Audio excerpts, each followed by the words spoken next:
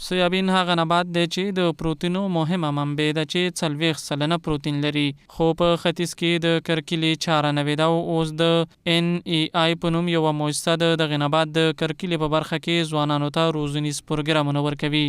له دغه ډلې 50 زده کوونکي په بهسودو ولسوالۍ کې پر عملي زده کړو بوخت دي.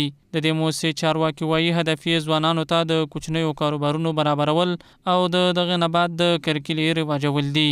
نو زموږ د دفتر د لارې نه زیاتو دیکانان دسایبینو توزیع کیږي او هغې نه چې کله یې رفع حس واخیستې بیا یې په مناسب قیمت اخیستل کیږي. هدف او مقصد د دې برنامې دا چې څنګه ځوانان موږ وروزو، ځوانانو ظرفیت لوړ کړو، ځوانان په خپل ځان اعتماد پیدا کړي، ځوانان رول په ولس کې په ټولنه کې مشخص شي، هغه په ځان باور شي. د دغه برنامې ګډونوال هم له یادو پروګرامونو خوښ برېښي او وایي چې له زده کړو عملي درسونو څخه به په خپلو کروندو کې ګټه پورته کړي. کم نظري درس چې مې په عملي توګه موږ ته ښوده او دې به موږ کولی شو چې اوس په خپلو کروندو کې دا دې نه ګټه واخلو، څومره زده کړې چې موږ کړي دې نه موږ ګټه واخلو. زه ډېر راضي یم او دا ډېر ښه پروګرام دی. موږ 6 میاشتې کې درسونه راکړل شروع او موږ ته د ډېر درسونه راکړل شو. دې پروګرام څخه موږ راضي یو.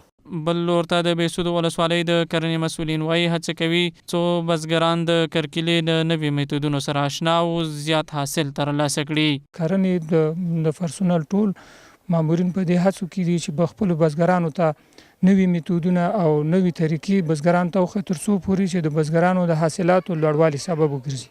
سویابین په پسرلي کې د غنمو د حاصل وروسته کرل کیږي او بیا په لنډه موده کې حاصل ورکوي. اکثره دغه فصل د دوهم فصل په نوم هم یادېږي.